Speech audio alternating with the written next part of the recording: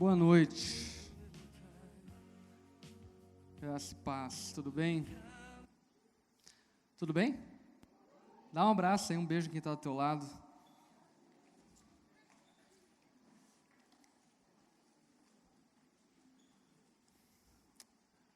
O amor de Deus por nós é algo muito louco, não é? A palavra revela que Deus nos amou primeiro. Antes de nós o amarmos, Ele já nos amava. Na verdade, antes da fundação do mundo, Deus já estava lá, pensando em você, cheio de ternos afetos em relação a você. A palavra diz que Deus te teceu no ventre da sua mãe. Isso é incrível, não é? Lá no ventre da sua mãe, Deus estava te tecendo, estava te gerando, estava te formando, te concebendo com amor. O amor perfeito, o amor ágape. O amor que não tem medida, o amor que não tem início, que não tem fim, o amor eterno, o amor que sempre existiu. É com esse amor que Deus te ama. E simplesmente porque Ele é o próprio amor, então Ele nos ama com Ele mesmo. Ele nos ama sendo Ele mesmo. E nessa maneira louca de Deus nos amar, a gente vai compreendendo um pouco acerca do que de fato é amor. E do que de fato nós devemos demonstrar a Ele e demonstrar às pessoas à nossa volta. Eu descobri essa semana uma coisa bem interessante, sabe o que é? Que uma criança, até 4 anos de idade, se você é pai, você é mãe, morrer, ela não vai se lembrar de você. Que loucura, não é? O meu filho menor, o Zion, tem 4 anos de idade. Se ele morrer hoje, talvez ele nunca vai se lembrar de mim, se eu morrer.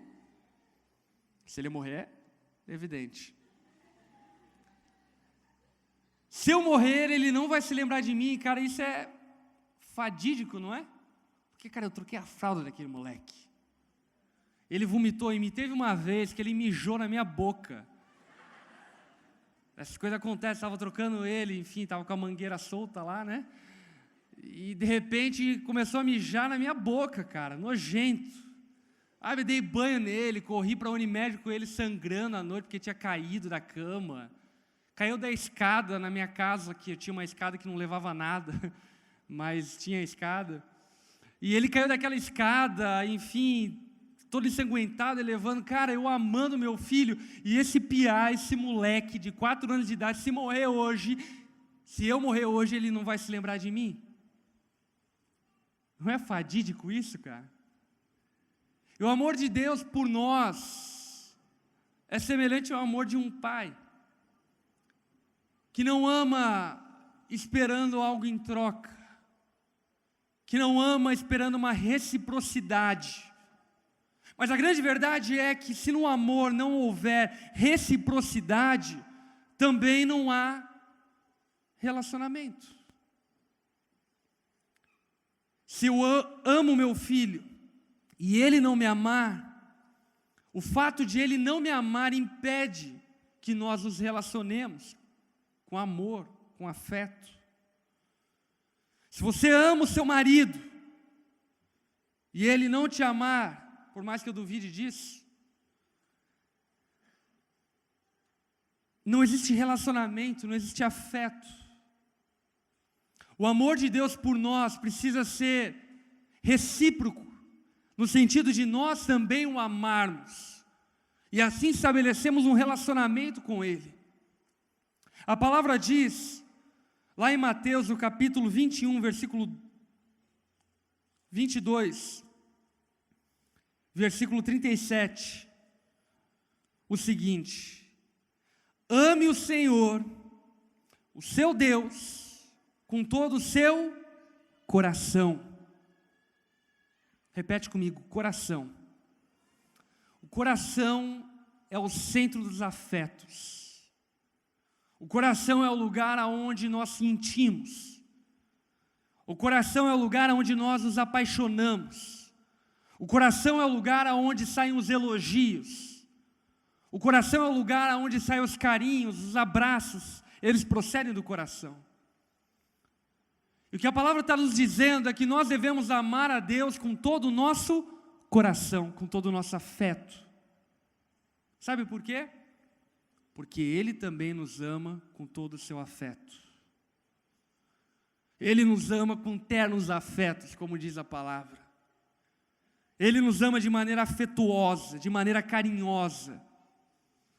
Ele nos acaricia, cuida de nós, como um pai cuida de um filho. E mesmo que o filho esteja perturbado, conturbado com as coisas à sua volta, ainda assim o pai está demonstrando afeto. E o que Deus está dizendo a nós, através da palavra dele, é que nós devemos amá-lo com todo o nosso coração, com todo o nosso afeto. Você tem demonstrado o teu afeto por Deus? Eu acho que a melhor maneira de demonstrar afeto por alguém é elogiando, não é? As mulheres concordam comigo? Eu sei que tem as linguagens do amor, essa coisa toda, mas no final das contas, tudo se resume ao elogiar. Tudo se resume ao reconhecer. E sabe, a palavra louvor nada mais é do que elogiar. E nós devemos amar a Deus com todo o nosso coração, nós devemos demonstrar afeto a Ele, devemos louvar a Ele dia e noite. Eu amo o livro de Salmos, na verdade o compêndio do livro de Salmos, porque eles são escritos em diferentes momentos da vida de um ser humano comum. O tempo do pecado, o tempo da paixão, o tempo onde o salmista estava bem, o tempo que ele estava mal, o tempo onde ele estava sendo perseguido, o tempo onde ele estava sendo honrado. Em todo o tempo do livro de Salmos você vai perceber a vida humana. Sabe, nós, eu e você, somos assim, cara. A gente passa por tempos bons e ruins. Isso faz parte da condição humana de ser e existir. Mas uma das coisas que me chama a atenção no livro de Salmos, sabe qual é? Que em todo o livro de Salmo, independente do momento, existe louvor. Louvor no tempo de tristeza, louvor no tempo ruim, no tempo bom, no tempo de honrarias, no tempo de perseguição, em todo tempo você vai ver louvor. Porque Deus nos ama com todo o seu coração. E nós devemos também amá-lo com todo o nosso coração. O texto continua dizendo: ame o Senhor com todo o coração, com toda a sua alma. A alma é a nossa central da consciência, nossas convicções. A alma somos nós somos alma. A alma é aquilo que comanda o nosso corpo, são as nossas intenções, convicções mais profundas de quem somos. E o que o texto está dizendo é: ame a Deus com toda a sua alma, com toda a sua consciência, com toda a sua convicção. Não contraria a sua alma, não contraria as suas convicções e consciências, com toda a sua alma, não sobra nada, é toda ela. Ame a Deus com todo o coração, não sobra nada, é todo o coração. E ele ainda termina dizendo: ame a Deus com toda a sua mente. A mente tem a ver com a nossa esperteza humana, tem a ver com a nossa memória, tem a ver com o nosso conhecimento, tem a ver com o nosso entendimento. Ame a Deus com todo o seu entendimento. E sabe, essa é a expectativa de Deus em relação a mim e a você. Quem aqui já se apaixonou e amou alguém a qual essa pessoa não correspondeu a esse amor? Levanta a mão.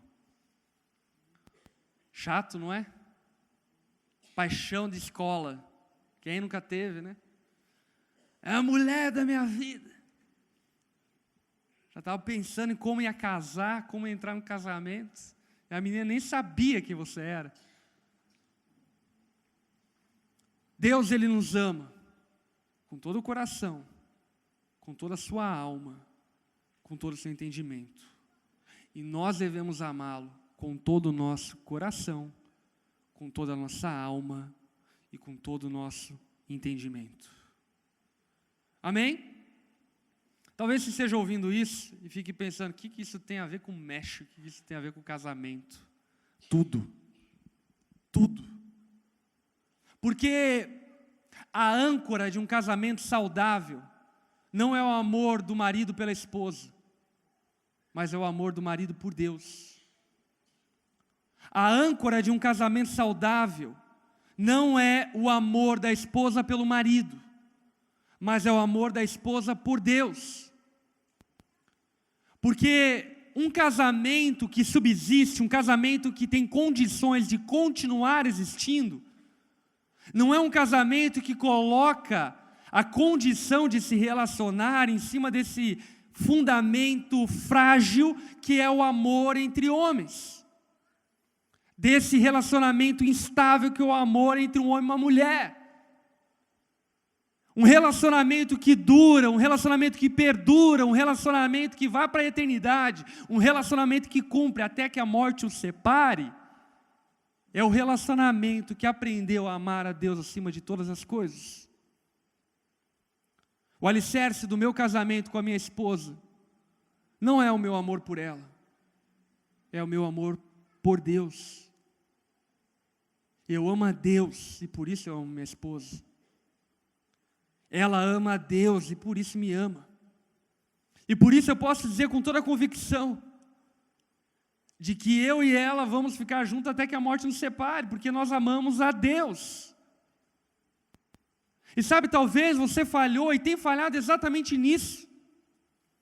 Você tem corrompido o teu coração por amor ao teu namorado, por amor ao teu noivo, por amor ao teu esposo, esposa, seja lá quem for, e tem se esquecido que o nosso coração todo, que a nossa alma toda, que nosso entendimento todo precisa ser reservado para amar a Deus.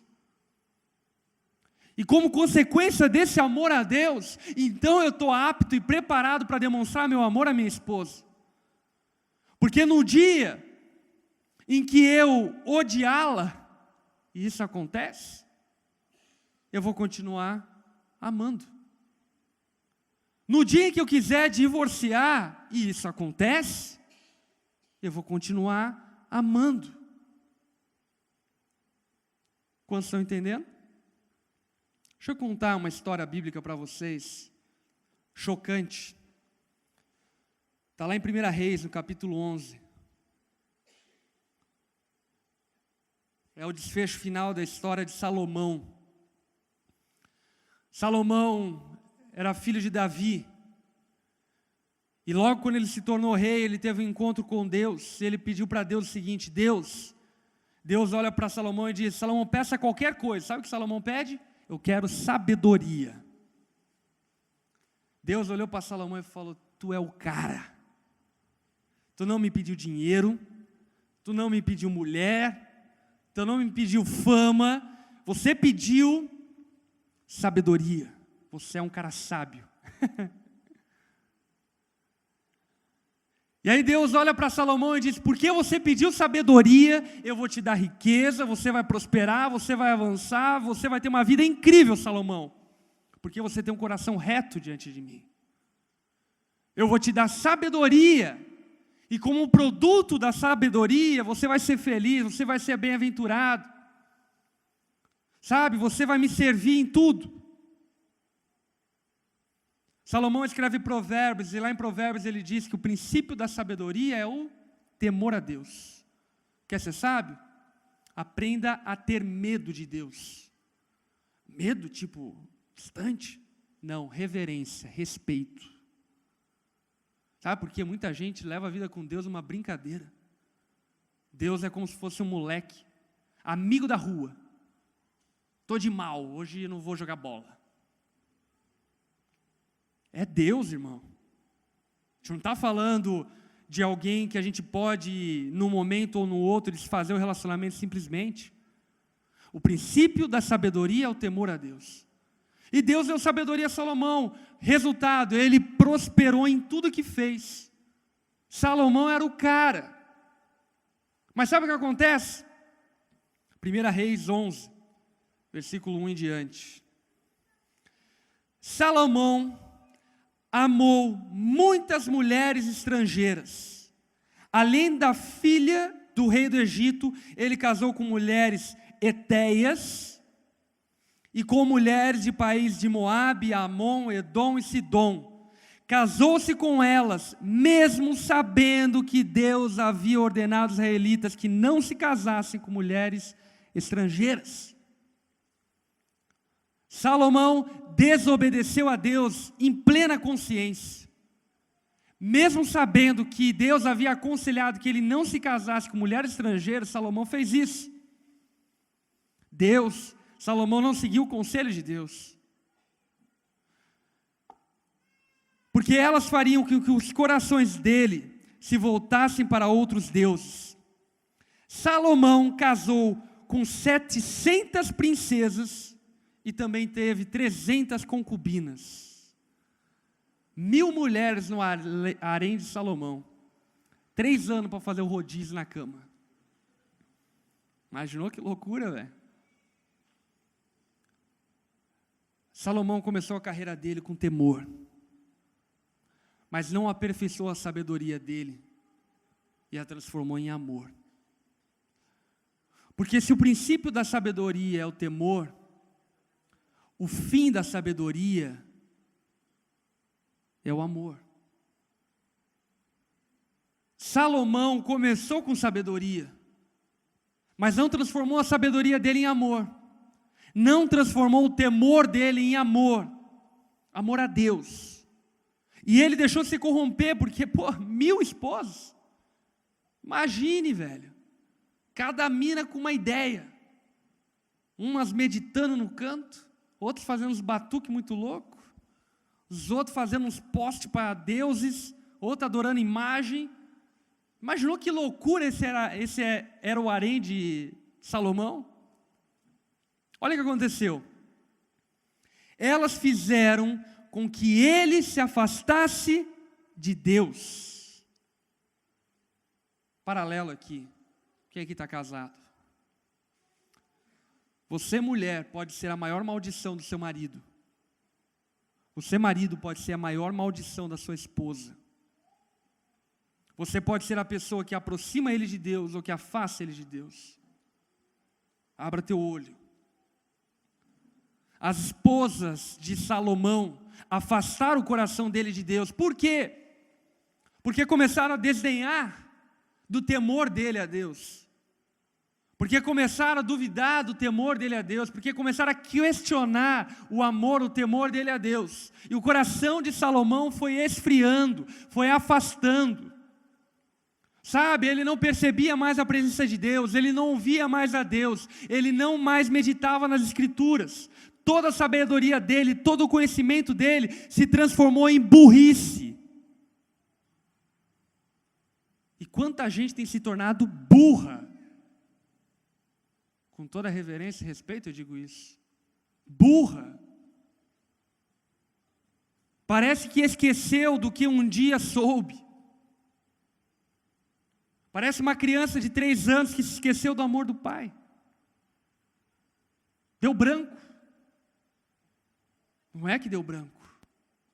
É porque não houve reciprocidade do amor a Deus. Entenda uma coisa.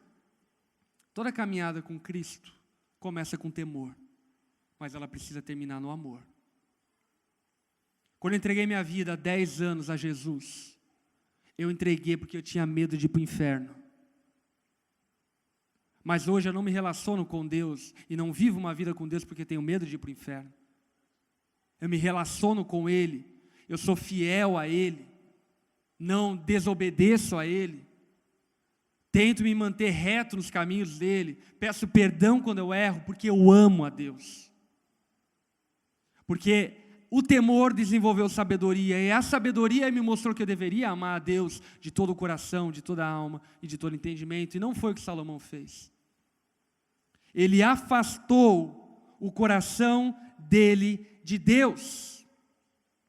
E aí diz: e quando ele já estava velho, fizeram com que seu coração se voltasse para deuses estrangeiros. Ele não foi fiel a Deus. o seu Deus, como seu pai Davi havia sido. Salomão adorou Astarote, a deusa de Sidom, o Moloque, o nojento deus de Amon. Ele pecou contra o Senhor e não foi fiel a Ele, como Davi, o seu pai, havia sido. Triste fim de Salomão, não é? Pode ser o teu triste fim também. Talvez você se casou na igreja debaixo da bênção de Deus, ou aleluia. Começou certo, mas não colocou teu coração no lugar certo, não colocou tua mente no lugar certo, não colocou a tua alma no lugar certo. Começou certo, com temor a Deus. Vou casar diante de Deus, porque Ele vai estabelecer essa aliança. Mas ao longo do processo, você deixou de amar a Deus acima de todas as coisas. Entenda uma coisa, não é só o teu relacionamento com Deus que vai ser prejudicado, mas é o teu próprio casamento, é a tua vida que vai ser arruinada e prejudicada. Nós precisamos, em todo momento, amar a Deus acima de tudo. Amar a Deus acima do teu cachorro, amar a Deus acima da tua esposa, amar a Deus acima do teu trabalho, amar a Deus acima da onda dura, amar a Deus acima de você mesmo. Ame a Deus acima de tudo. Reserve o teu amor total para Deus, é todo para Ele. Todo e qualquer outro amor é resultado desse primeiro amor. O teu amor à igreja, o teu amor à tua esposa, o teu amor ao teu cachorro, é resultado do teu amor a Deus. Mas sabe de uma coisa? Jesus, ele é bem durão na queda. Ele diz o seguinte: quem me ama, obedece aos meus mandamentos. Jesus não são tuas louras não, velho, que se ilude com as palavras bonitas lançadas aos ventos, sabe? Jesus, eu te amo. Mas não tem obedecido a Deus, tem negligenciado a tua retidão a Ele. Sabe, Deus não se ilude com o teu emocionalismo não, meu velho. Vou colocar uma música bonitinha para Deus saber que eu amo Ele. Ok, bom, demonstrar afeto por Deus. Mas aquele que ama a Deus, obedece aos seus mandamentos. Quero ler agora com vocês Levítico no capítulo 26. Levítico 26.